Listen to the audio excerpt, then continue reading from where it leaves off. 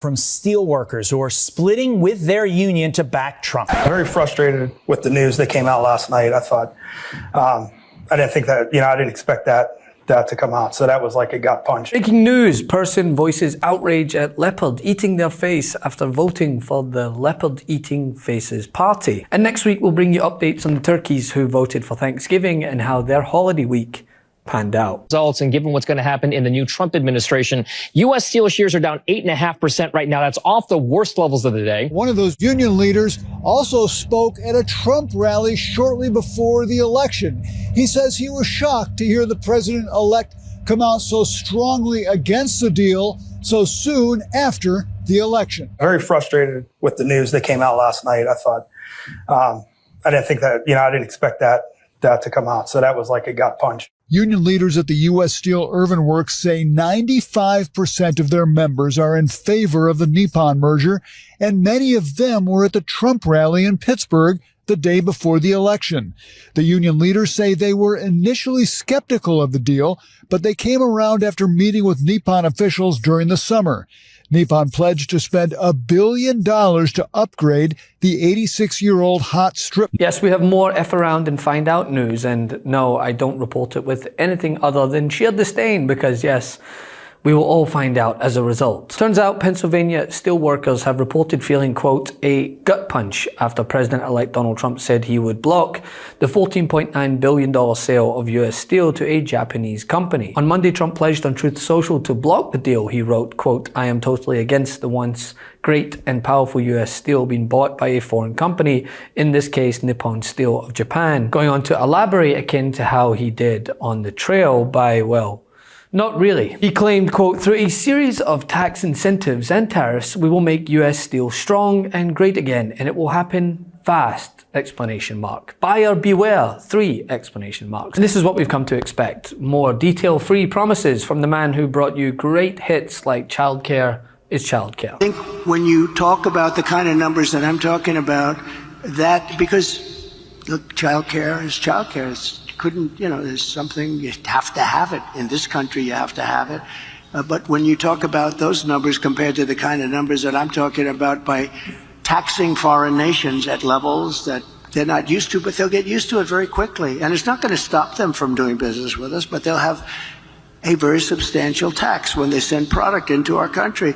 Those numbers are so much bigger than any numbers that we're talking about, including childcare, that it's going to take care. We're going to have, I look forward to having no deficits within a fairly short period of time. What the plan is that I just told you about, we're going to be taking in trillions of dollars, and as much as child care is talked about as being expensive, it's relatively speaking not very expensive compared to the kind of numbers we'll be taking in. We're going to make this into...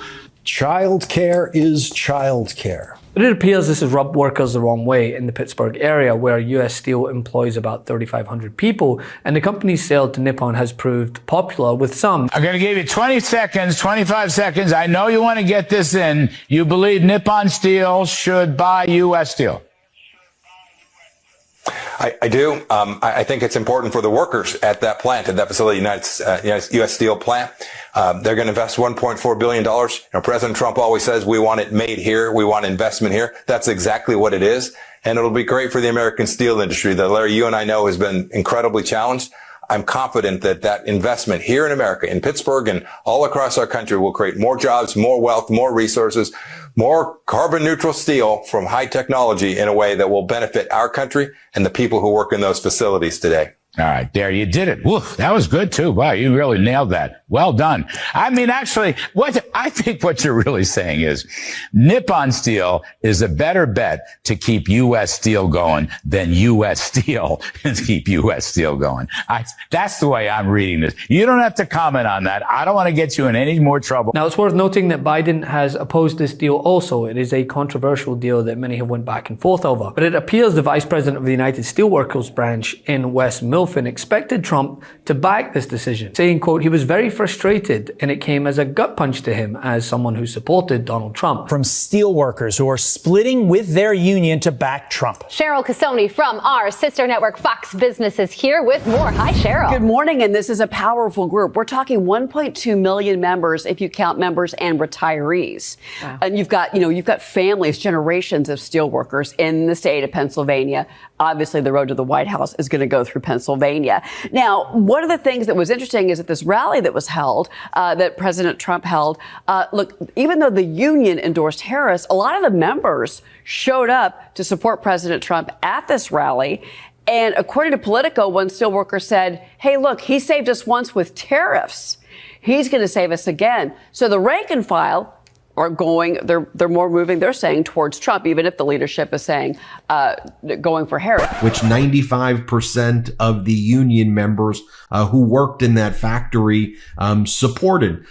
Jason Zugai attended Trump rallies with other union workers who ended up voting for Donald Trump and supporting Donald Trump. And you heard him there saying, I'm very frustrated with this news. Now, could it be that Trump's opposition to this is due to the fact that it has promised union positions? Because we all know Donald Trump and unions don't exactly go together. The United Auto Workers Union has filed federal labor charges against both Trump and Musk after the X interview last night.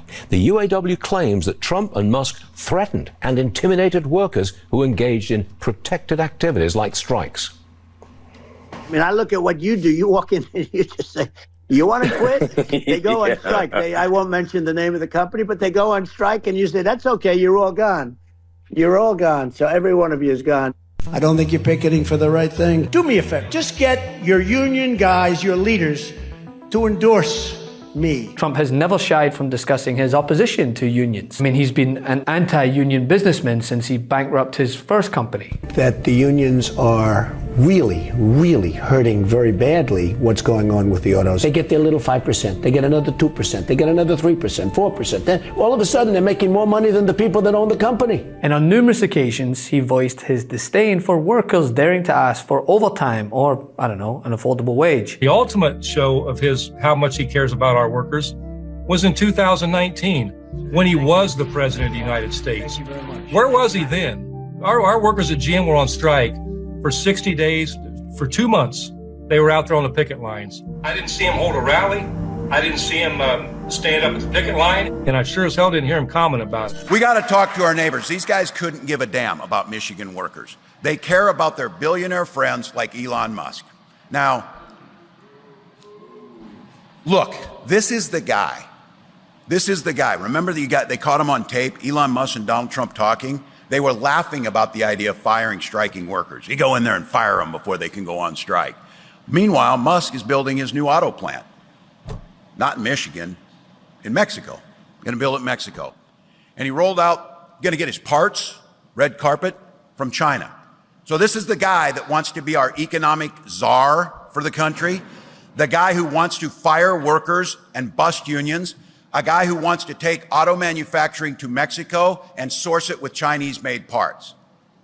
You talk to your neighbors and friends and tell me if anybody in Michigan thinks that's a good idea, because it sure the hell isn't a good idea. Meanwhile, the current administration has been touted as the most pro-union administration in decades. But I guess that fell by the wayside when it came to people casting their vote for the billionaire, expecting him to follow through on his promises.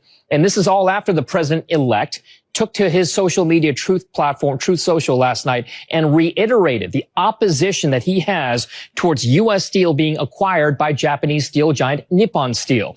That has resulted in a down move in the stock. U.S. Steel, for its part, says it's still committed to that particular deal going through and that it thinks it's the best interest of all the stakeholders there. So keep it on U.S. Steel. And here's one that we haven't talked about a lot in terms of artificial intelligence. Could you work with President Trump if he got into the White House again? It didn't work so well for us last time. We put a lot of anti-union people in the administration who were not helpful to us. Have you met with Donald Trump? I have not. Why not? He hasn't asked to meet with us, and when we sent our survey to him, he didn't respond.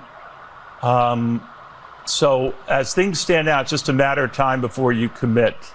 Again, it's up to your meeting and meeting with your members, but it will probably be for Joe Biden. It will be up to our members and our international executive board.